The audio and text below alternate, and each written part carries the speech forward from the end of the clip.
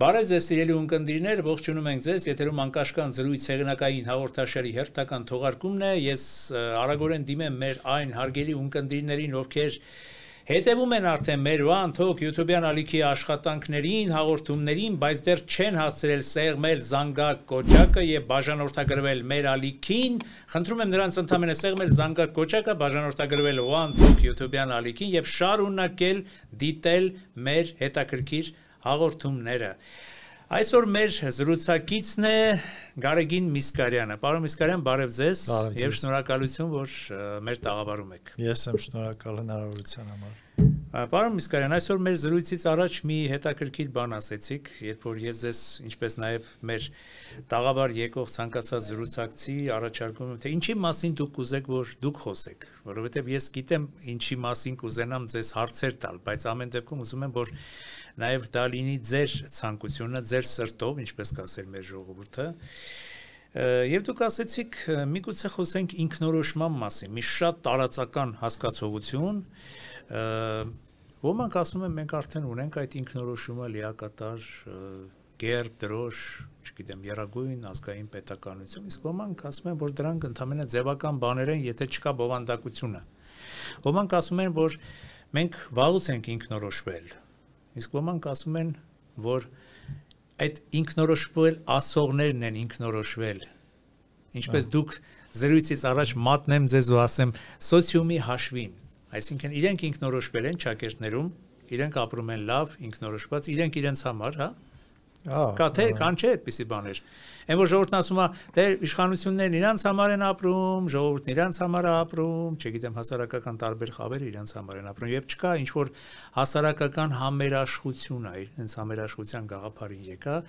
ձեր դավանած սոցիալիստական, սոցիալ-դեմոկրատական արժեքային համակարգի կարևորագույն, չէ, եթե համաձայնվեք հանգամանքներից մեկին։ Այսօր ունենք այդ ինքնորոշումը թե ոչ եւ եթե ունենք ինչ չափով ունենք, եթե չունենք ինչ պիտի անենք որ ունենանք։ Հա, իրականում շատ ծավալուն թեմա է, իհարկե դժվար կլինի մի հաղորդման ընթացքում անդրադառնալ այն բոլոր շերտերին, որը կարելի է բացահայտել ինքնորոշման թեմայի մեջ խորանալով, բայց եթե առանձին շեշտադրումներին անդրադառնանք, ապա այո, ես կողմնակից եմ այն տեսակետին, որ մենք որպես ազգ, որպես ժողովուրդ ինքնորոշված չենք։ Ինչ եմ ես հասկանում դրա տակ, հա, որտիսի ավելի պարզ լինի մեր ունկնդիրներին, ՄԱԿ-ի կանոնագրքով, հա, այսինքն սահմանված ինքնորոշման իրավունքը միջազգային իրավունքի տարր, այսպես ասած, եւ եթե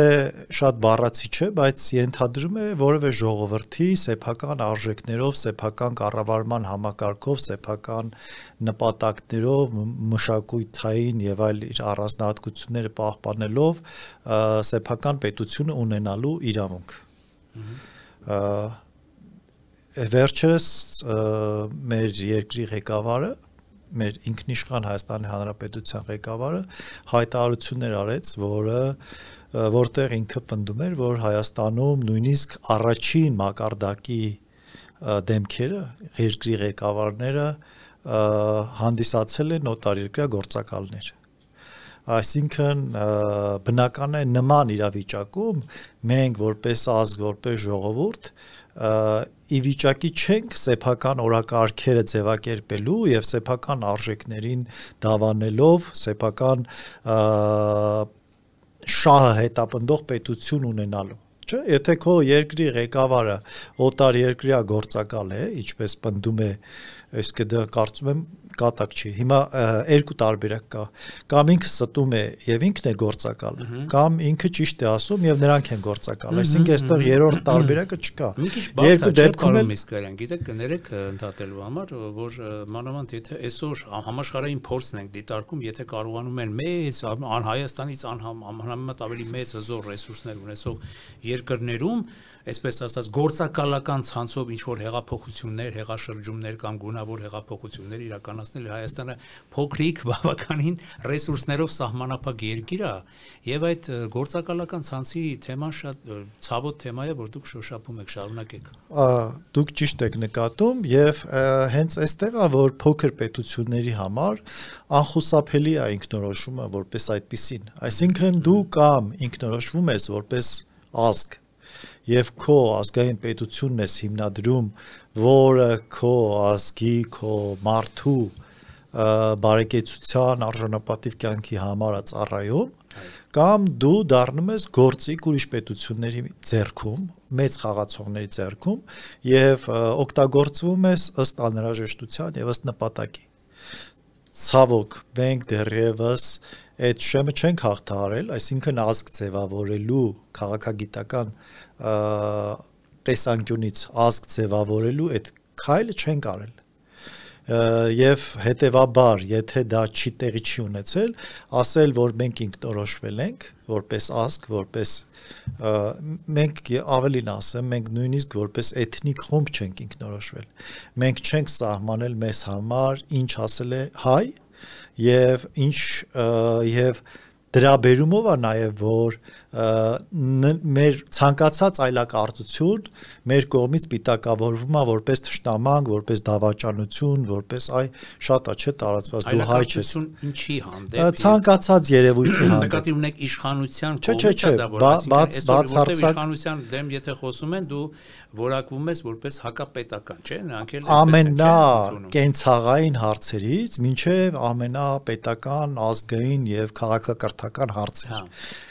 Ինչպես է մարդը, հայ մարդը չափում իր հայ լինելը։ Քանի որ չկա կողմնորոշիչներ եւ դպրոցում էլ մենք չենք սովորում դրա մասին որևէ բան։ Մենք ունենք շատ կծկտուր պատկերացում, այսինքն սահմանումներ եւ ըստ էության մեր հայի չափելու միակ չափորոշիչը դա յուրաքանչյուրս մենք ինքներս ենք։ Այսինքն, եթե ավելի շատ պարզ ասեմ, ես համարում եմ, որ ես հայ եմ, եւ եթե դուք իմ նման չեք, ուրեմն դուք հայ չեք, որովհետեւ ես ուրիշ չափանիշ չունեմ հային չափելու։ Երբ որ դուք իմ նման չեք, ուրեմն դուք հայ չեք, ուրեմն դուք առնվազն, չգիտեմ, կամ թշնամի եք, կամ ծախված եք, կամ դավաճան եք, կամ եւ այլն։ Սա իհարկե միակ պատճառը չի այդ դավաճանության եւ թշնամանքի մթնոլորտը ձևավորելու տեսանկյունից միակ հարցը չի հայ լինել չլինելու հարցը, բայց սա առանցքային հարց է, որտեղ էթնիկ խումբը ազգային պետություն ձևավորելու տեսանկյունից ամենամեծ միությունն է, այսպես ասած, այդ որը կարող է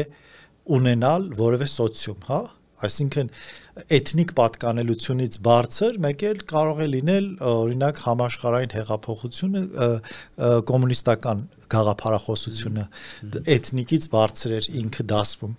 բայց ժամանակը ցույց տվեց որ դա այդքան էլ արդարացված գաղափարախոսություն չի կամ գոնե ժամանակավրեպ էր դրա մասին խոսելը եւ ըստ էության ազգային պետության առումով կարող են մարդիկ լինել աջ, ցախ, սոցիալիստ, լիբերալ, բայց որպես ազգ, որպես էթնիկ խումբ, դա ամենամեծ շրջանակն է, որ մեզ միավորում է։ Ավելին ասեմ, մեր դեպքում էթնոսը վեր պետական մասշտաբների է, որովհետև մենք աշխարհասփյուռ ենք։ Դա չի նշանակում, որ ինքը ավելի բարձրական պետությունը, բայց դա ավելի մեծ ծավալներ է ծածկում, քան պետությունը, եթե ինստիտուցիոնալ առումով եւ իր ազդեցության առումով հաշվենք։ Ասեի, եթե եկեք համաձայնվեք, ավելի բարձր է քան պետությունը գլոբալ իմաստով, խորքային իմաստով, որովհետեւ եթե չլինի հայրենիքը, եթե չլինի ազգը, ես համաձայն չեմ։ Պետությունը, այսինքն պետությունը չլինի ազգային պետություն, պետությունը լինի ինչ-որ կոսմոպոլիտ, կներեք սրիկաներից բաղկացած պետություն, որոնք չեն ընդունում ազգային առանձնահատկություններ, ազգային սրբություններ, ազգային արժեքներ։ Մենք կարող ենք ասել, որ նայեք, մենք որպես հայ միշտ եղել ենք եւ պետություն չենք ունեցել դարերով, Այսինքն ազգային պետություն չենք ունեցել, բայց մենք եղել ենք որևէ պետությունների մեջ, այսինքն այնպես չէ որ մենք օդում կախված էինք, մենք տարբեր ունեցել ենք մեր հայրենիքը, չէ՞, այսպես մեր հայրենիքի, մեր հայրենական տարածքների, այստեղ հենց այդ երկընտրանքը մեզ պետքա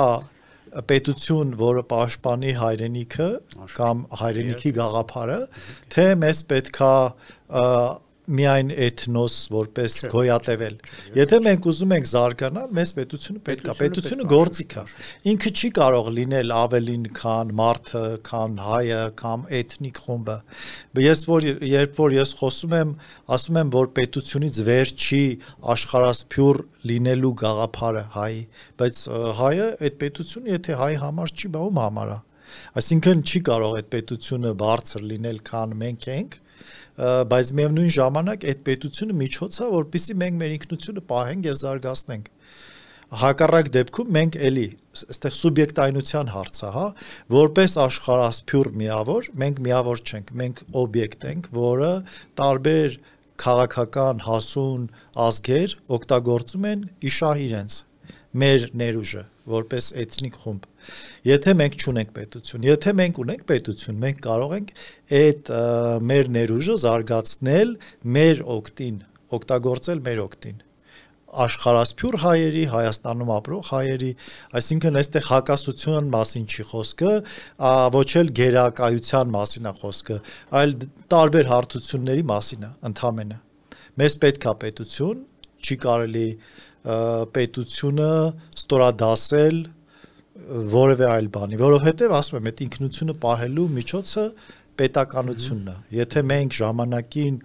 կորցրած չլինենք մեր պետականություն, գուցե շատ ուրիշ, գուցե չէ, վստահաբար շատ այլ կերպ կզարգանար, թե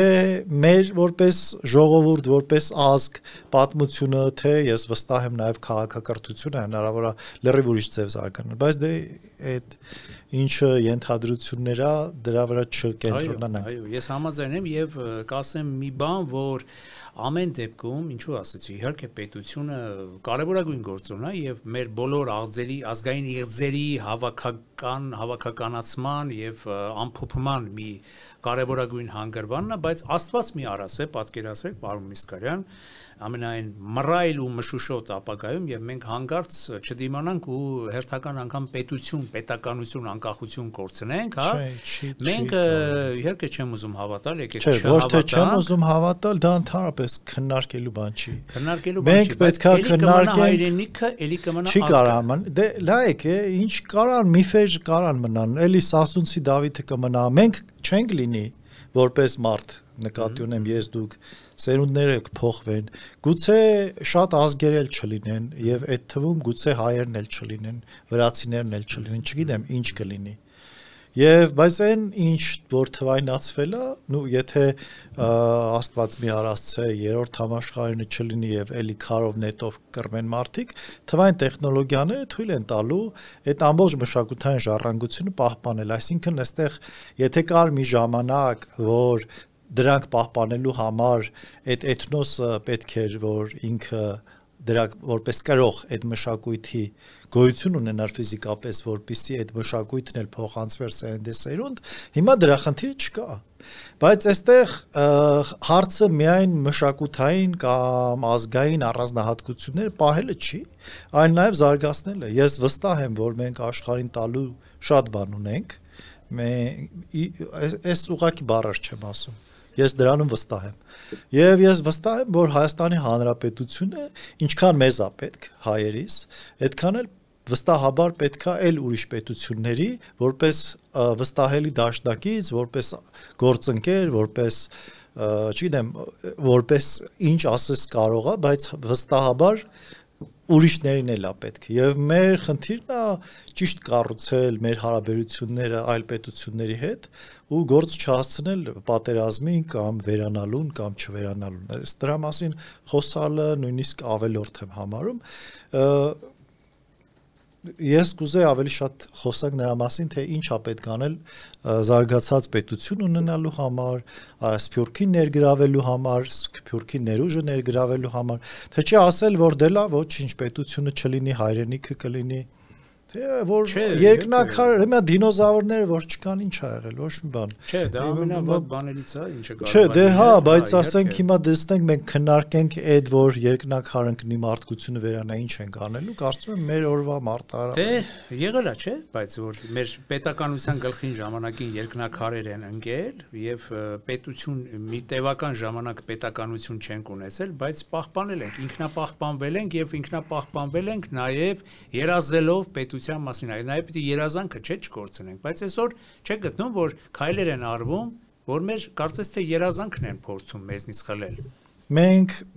իդեալիզմն են փորձում մեզնից խլել մեր ազգային տեսլականներն են փորձում մեզնից խլել գոյություն ունի որպես մշակույթի ձև նաև քաղաքական մշակույթ մենք որպես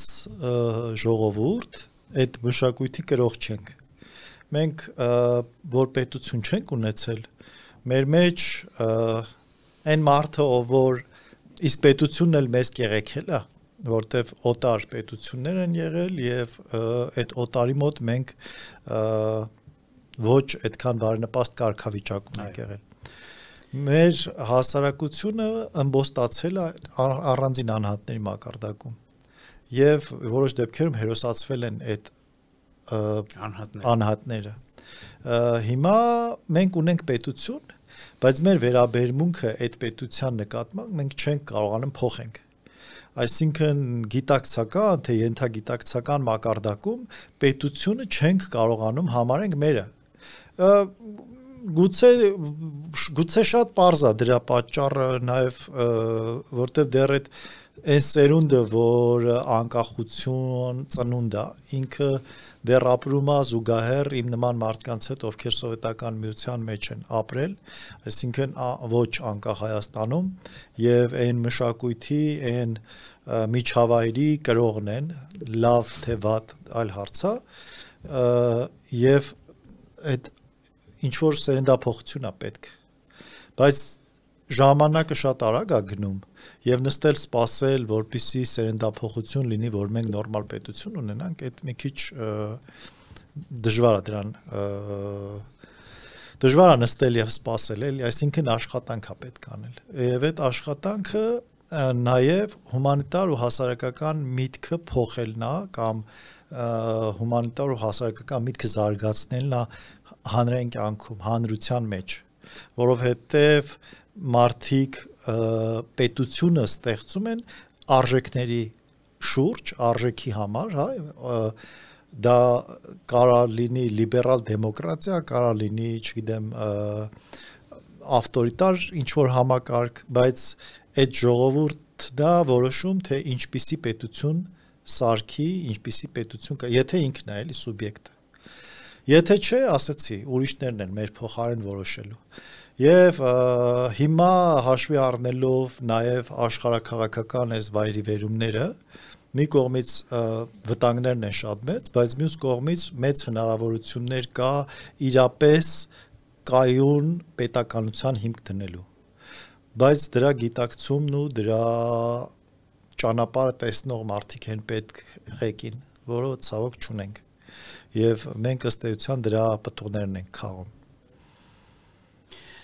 Պարոն Միսկարյան, ամեն դեպքում ես կարծում եմ, որ պետականության, իսկապես ազգային պետականության ձևը, ազգային եմ շեշտում, պետականության ձևը մեզ համար կլինի ամենաճշմարիտը, ամենաիրականը եւ ազգային պետականություն, այսինքն արժեքային համակարգի վրա, իրական բնականon արժեքային համակարգի վրա հիմնված պետությունը կունենա կենսունակություն, կունենա հզորություն, այլ ոչ թե պարզապես օտարածին այստեղից այնտեղից բերված, հավաքված, թեկուզ եւ արտաքուստ շատ գայթակղիչ ճակերտավոր արժեքները, բայց իհարկե կան համամարտկային արժեքներ, որոնք չպետք է օտարել ազգային արժեքներից, համամարտկային մարդասիրական արժեքներ, որոնք չպիտի օտարել ազգային արժեքներից եւ պետք է համատեղել, համադրել համամարտկայինն ու ազգայինը մի տեղում։ Միանշանակ ազգայինը չի հակադրվում համամարտկայինին։ Այսինքն դրանք փոխլրացնող են, եթե ուզեք իմանալ, եւ չի կարելի մերժել համամարտկայինը ենթադրելով, որ մեզ միայն ազգայինը բավարար է։ Մենք մարդ ենք, բոլորն էլ մարդ են, միտք ստեղծողները եւ դժվար մենք կարողանանք երկրորդ կանտ ծնել որպես ժողովուրդ, հա, այսինքն կանտը նույնիսկ կանտը աշխարհինն է, մարդկությանն է, քաղաքակրթությանն է եւ հիմա ասել, որ մենք մերժում ենք կանտի տեսությունը կամ նրա մեկնաբանությունը ազատության գաղափարի կամ բարոյականության եւ նոր բարոյականություն ենք հորինելու, որը մեր ազգային առանձնահատկություններն ունի, այդ աբսուրդ է։ Մենք պետքա մեր ազգայինը կառուցենք համամարտկայինի վրա։ Այն ինչ մենք համարում ենք ազգային, երբեմն դրանք կեղծ հավատամք են, երբեմն դրանք հնացած պատկերացումներ են ազգի, էթնոսի, մարդու մասին, երբեմն դրանք միֆերի վրա ձևավորված կարծիքներ են, որոնք պետքա հարցականի տակ դնել։ Առաջինը եւ ամենակարևորը քննադատաբար սովորել քննադատաբար մոտենալ սեփական ճշմարտություններին,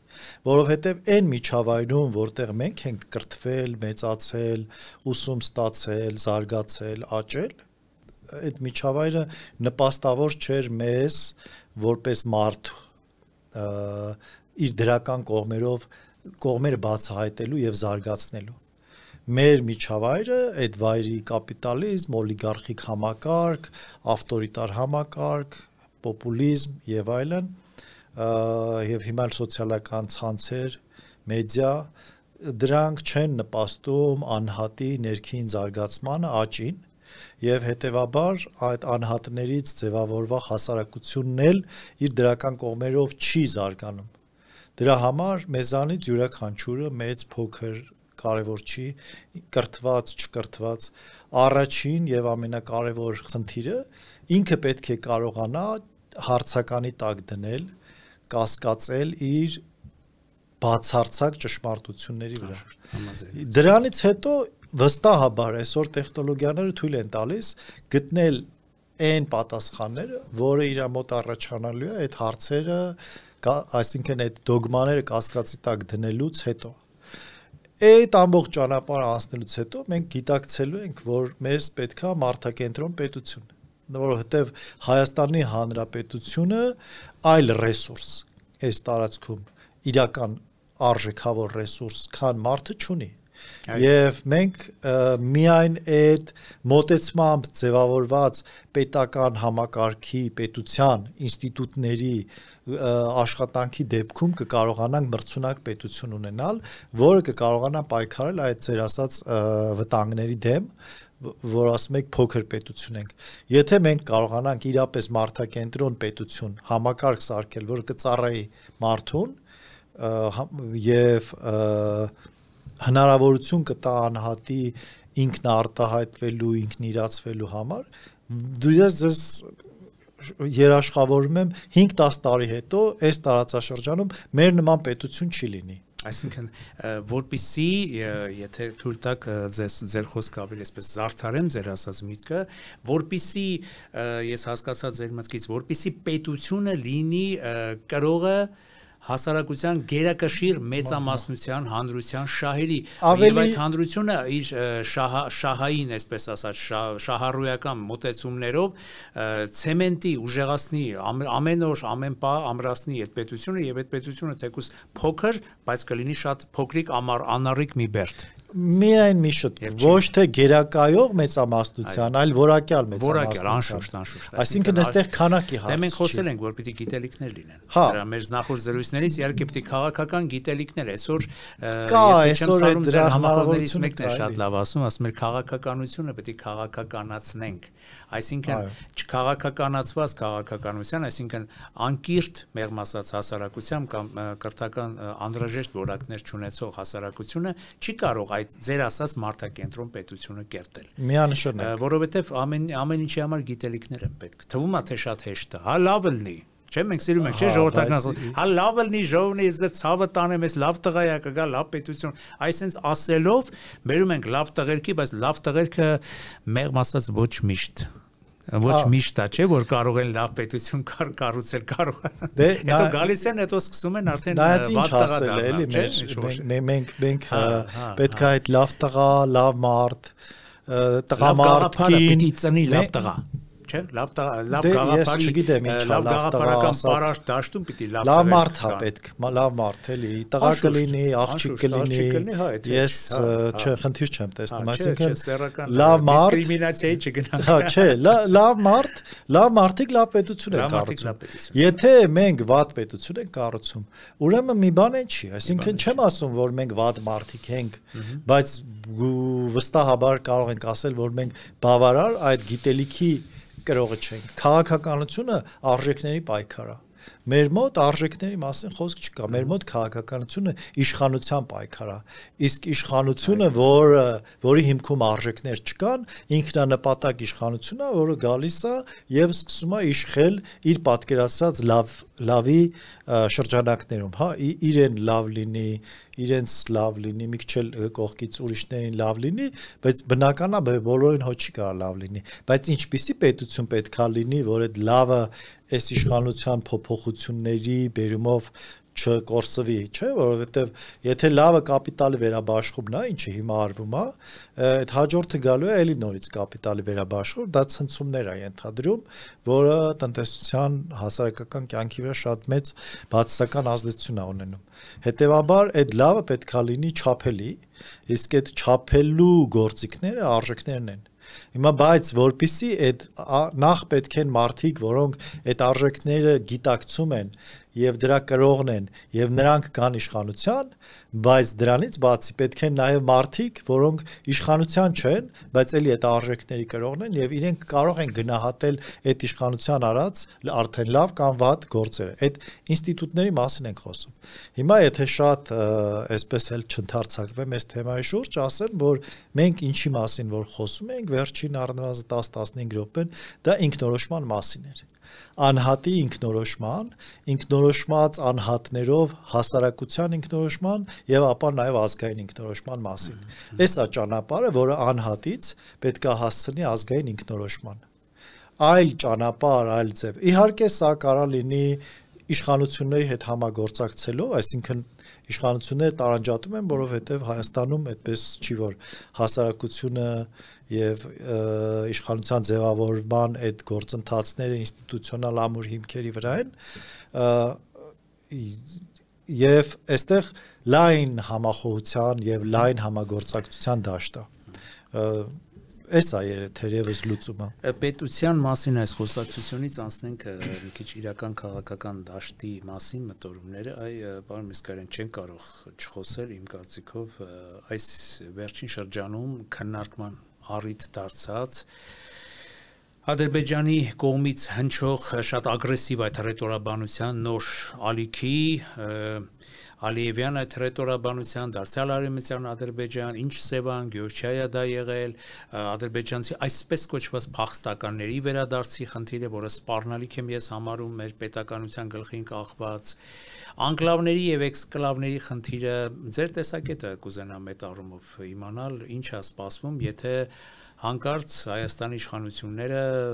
գնան զիջումների այդ առումով եւ հանգարց բանակցային դաշտում մենք տանուր տանք եւ կանգնենք շատ աղետալի իրողությունների առաջ։ Բարդ հարցեր եք տալիս։ Հիմա պետությունը որպես այդպիսին այսինքն կան ինստիտուտներ եւ կա հասարակություն։ Հասարակությունը նրա համար է, որպեսզի այդ հասարակության մեջից մարդիկ լավագույնները որևէ մեխանիզմով զտվեն եւ այդ ինստիտուտներում ներգրավեն արդյունավետ կառավարում ապահովելու, զարգացում ապահովելու համար։ Մենք որպես հասարակություն չունենք այդ մեխանիզմները։ Մենք չունենք լավագույններին ընտրելու եւ նրանց հնարավորություն տալու այդ սոցիալական լիֆտերի ամբողջականությունը։ Եվ հետեւաբար ինչ լավ բան կարա լինի մեր հետ եւ ինչ վատ բան կարա լինի մեր հետ, այդ բոլորը հանգամանքների արդյունք են լինելու։ Այսինքն մեզնից կախված չեն որպես հասարակություն։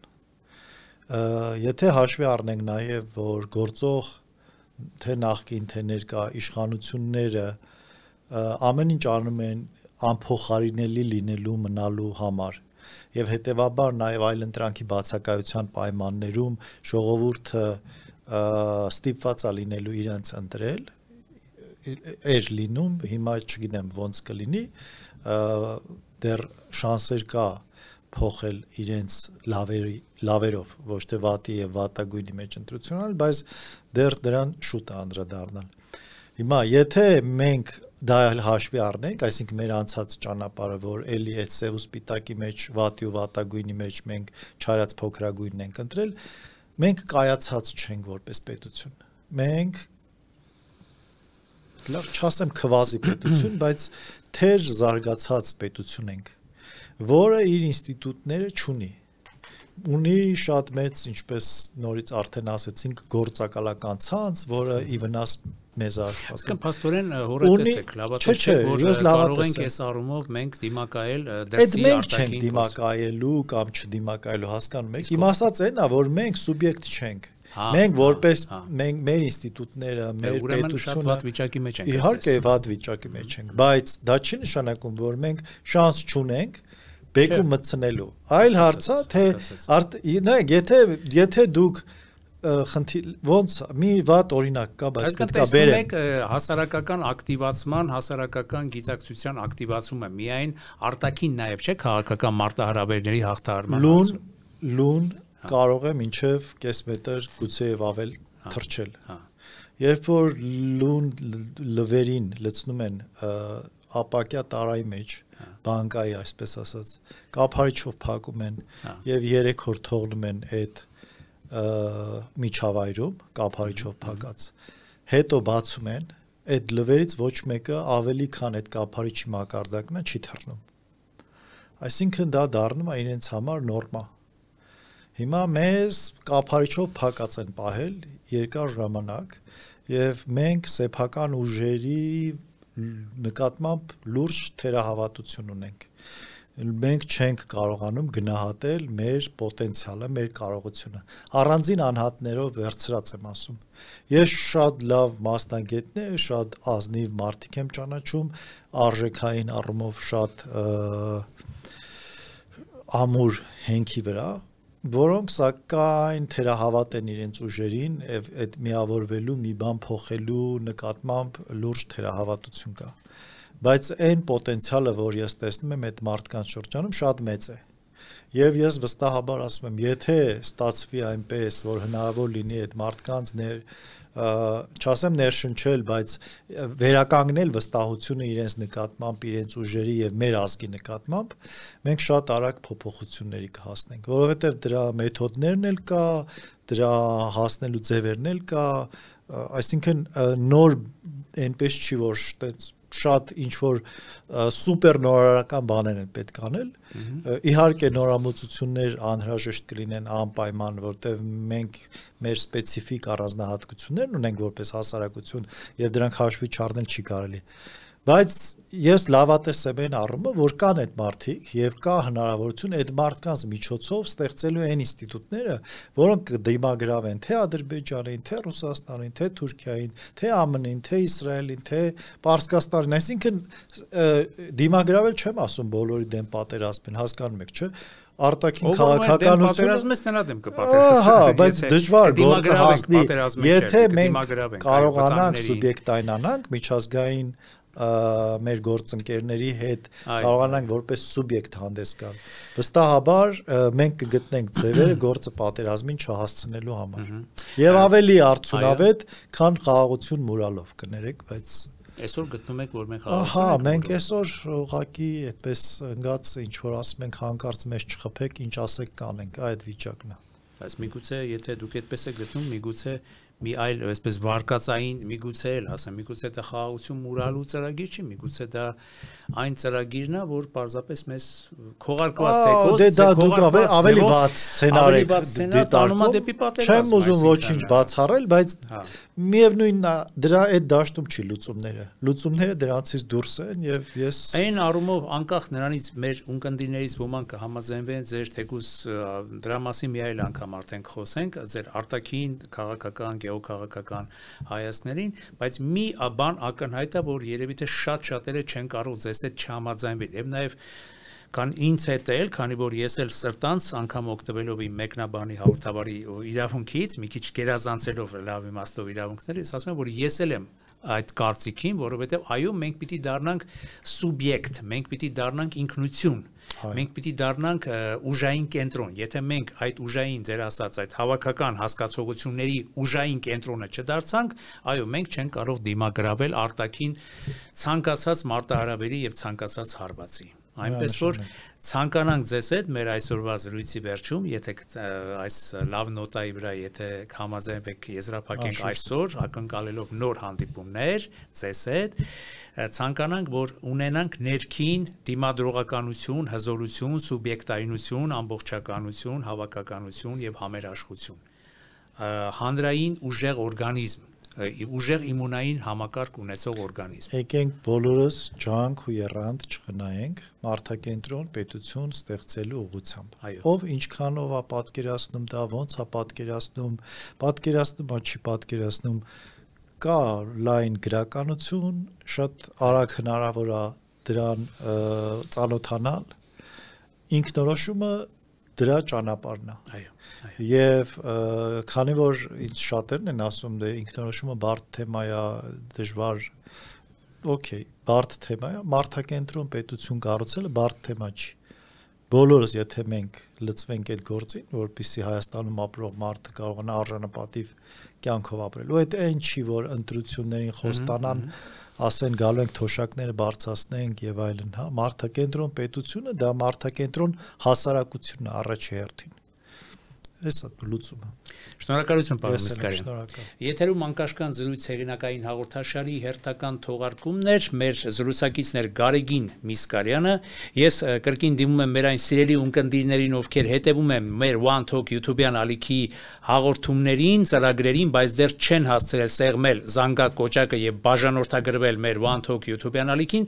խնդրում եմ նրանց ընդհանրապես սեղմել զանգակ կոճակը եւ բաժանորդագրվել մեր One Talk YouTube-յան ալիքին։ Շնորհակալություն, կհանդիպենք։